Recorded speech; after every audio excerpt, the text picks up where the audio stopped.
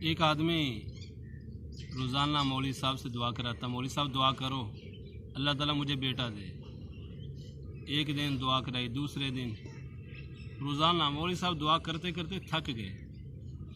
ایک دن انہوں نے پوچھ لیا، بھائی تم نے شادی بھی کی ہے کہ نہیں کی؟ اس نے کہا نہیں شادی تو نہیں کی ہے میں نے۔ تو آج ہمارا حساب وہی ہے کہ ہم نے کلمہ پڑھا ہے، مسلمان ہیں، اور نماز کے بغیر ہی ہم اللہ سے جنت لینا چاہتے ہیں۔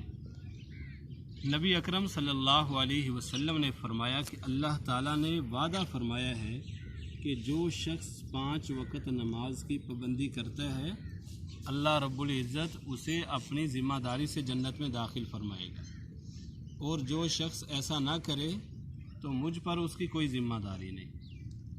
نماز کے اوپر ذمہ داری ہے، اور نماز اللہ تعالیٰ کا سب سے بڑا حکم ہے۔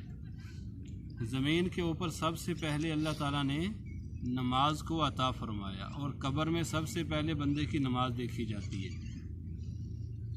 ایک حدیث پاک میں آتا ہے کہ جو نمازی آدمی ہوتا ہے اس کے ساتھ اللہ تعالیٰ موت کے وقت خصوصی رحم کی اپیل فرماتا ہے۔ اسرائیل کو اللہ فرماتا ہے کہ اس پر نرمی کرنی ہے، اور جو نمازی نہیں ہوتا اس پر نہیں ہوتی۔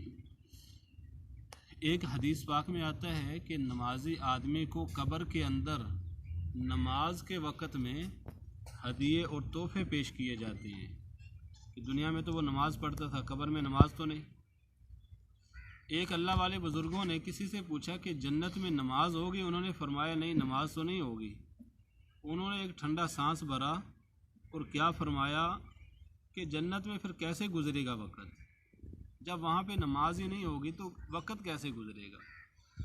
ہم دیکھ لیں کہ ہمارے لیے نماز پڑھنا مشکل لگتی ہے ہمیں، اور وہ کیا کہہ رہے ہیں کہ جنت میں پھر وقت کیسے گزرے گا؟ سبحان اللہ۔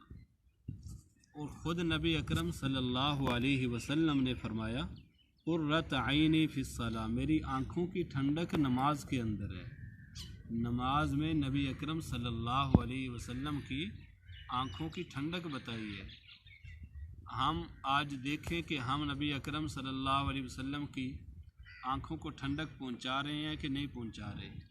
ہر شخص دیکھ سکتا ہے۔ اگر ہم نماز پڑھ رہے ہیں تو پھر ہم نبی اکرم صلی اللہ علیہ وسلم کی آنکھوں کو ٹھنڈک پہنچا رہے ہیں۔ اگر نماز نہیں پڑھ رہے تو پھر ہم ٹھنڈک نہیں پہنچا رہے۔ اور اگر نہیں پڑھ رہے تو ہمیں شروع کرنی چاہیے کہ 5 وقت خود بھی نماز پڑھیں، اور جتنے ہمارے دوست احباب ہیں، جتنے لوگ ہیں ہمارے پڑوسی، ہمارے گاؤں والے، سب کو ہم نماز کی طرف لے کے آئیں۔ آج ہمارے گھروں میں جھگڑے اور بے برکتی کس وجہ سے ہے؟ اس کی بڑی وجہ یہ ہے کہ ہم نماز نہیں پڑھتے اور قرآن پاک کی تلاوت نہیں کرتے۔ جب گھر میں نماز پڑھیں گے، قرآن پاک کی تلاوت کریں گے تو انشاءاللہ اللہ رب العزت ہمارے گھروں میں برکتیں عطا فرمائے گا اور رحمتیں عطا فرمائے گا۔ اللہ تعالی ہم سب کو عمل کی توفیق عطا فرمائے۔